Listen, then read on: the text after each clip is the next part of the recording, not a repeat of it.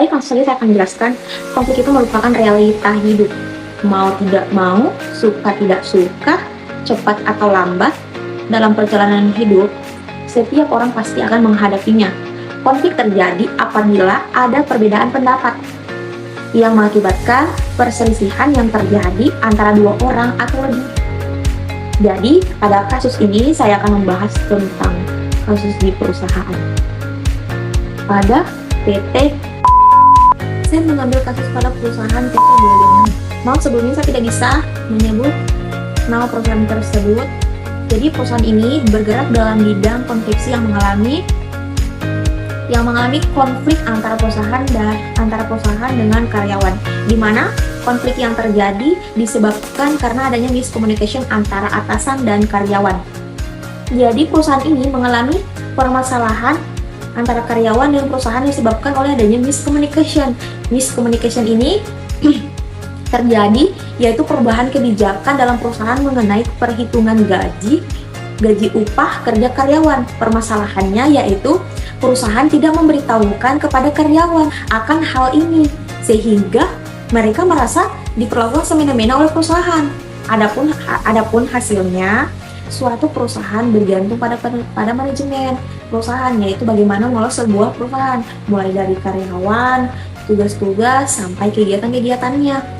Bukan hanya itu saja, manajemen yang baik pasti didasari dengan pemimpin yang baik pula, pemimpin yang handal dalam mengkoordinar segala sesuatu sehingga instruksi kepada bawahan-bawahannya untuk mencapai tujuan suatu perusahaan.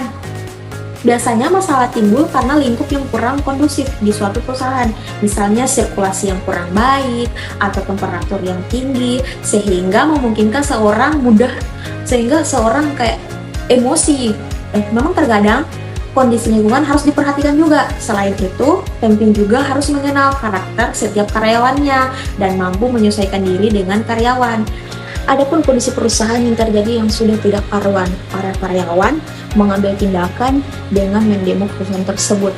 Sayangnya, tindakan demo ini berujung pada PHK besar-besaran yang dilakukan oleh pihak perusahaan ini yang bertanggung jawab atas konflik. Ini sudah tidak pasti pemilik perusahaan serta staf-staf perusahaan. Sederhananya, organisasi adalah suatu kerjasama sekelompok orang-orang untuk mencapai suatu tujuan bersama. Organisasi yaitu tempat dalam melakukan segala sesuatu secara bersama dan pasti tujuannya dalam mencapai tujuan yang ditetapkan bersama. Adanya PHK besaran-besaran ini membuat pihak perusahaan juga merasa kesulitan mencari dan merekrut kembali karyawannya. Tentunya akan timbul biaya yang dikeluarkan dan karyawan yang sesuai dengan kualifikasi perusahaan. Belum lagi nama baik dari perusahaan yang dikarenakan berita yang sudah tersebar di mana-mana yang akan membuat reputasi perusahaan sedikit memburuk. Saran dalam penyelesaian kasus dalam perusahaan ini, seharusnya atasan atau pemimpinan bisa mengerti keinginan karyawan seperti apa. Selain itu, atasan juga harus berkomunikasi dengan karyawannya. Dengan begitu, atasan dapat mengetahui bagaimana sifat dan keinginan dari karyawannya. Seperti halnya mengubah kebijakan mengenai perhitungan gaji atau upah karyawan. Seharusnya karyawan juga ikut serta dalam membicarakan hal ini, karena kebijakan dalam suatu perusahaan harus diberitahukan kepada pihak-pihak yang bersangkutan, yaitu karyawan itu sendiri. Apalagi mengenai gaji.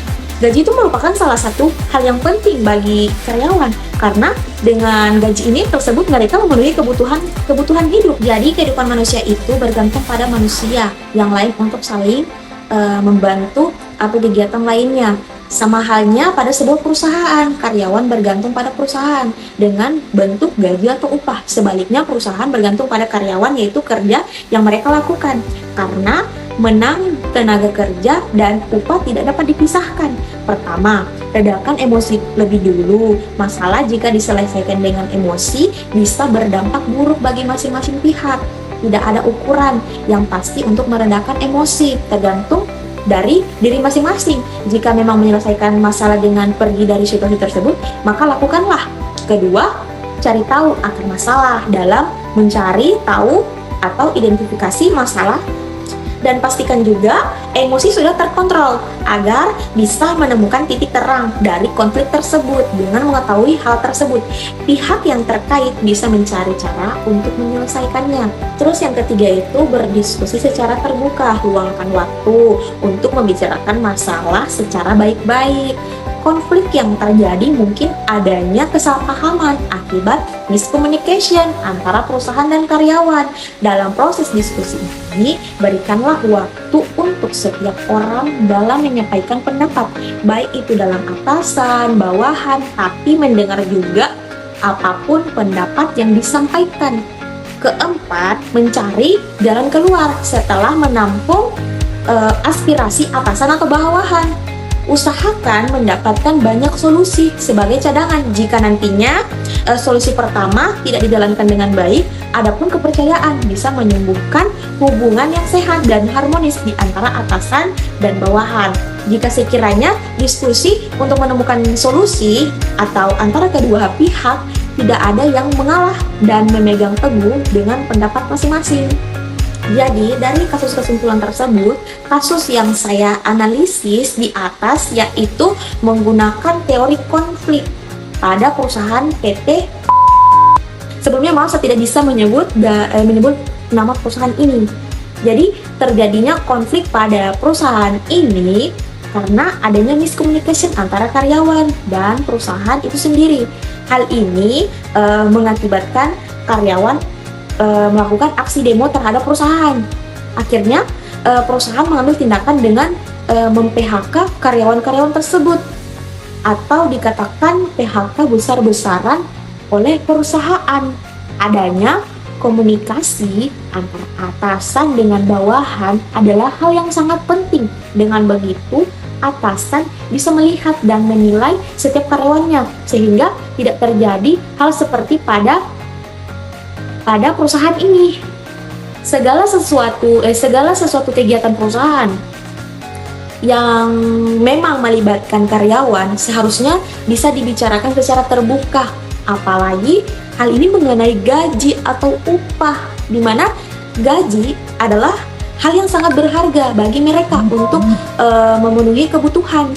Maka dari itu, jadilah pemimpin yang disegani oleh bawahannya, pemimpin yang mempunyai manajemen yang baik, handal, bertanggung jawab, memiliki strategi dalam bertindak, mampu berkomunikasi dengan baik, dan mempunyai visi dan misi yang jelas. Begitu juga dalam mengambil keputusan. Pikirkan apa yang akan terjadi ke depannya, dampak bagi perusahaan dan sebagainya. Dengan begitu, perusahaan akan berjalan dengan baik, dengan struktural seperti itu. Jadi itulah kasus dari perusahaan yang saya tidak bisa sebutkan namanya, dan itulah hasil tugas saya. Sekian dan terima kasih. Wassalamualaikum warahmatullahi wabarakatuh. Bye bye.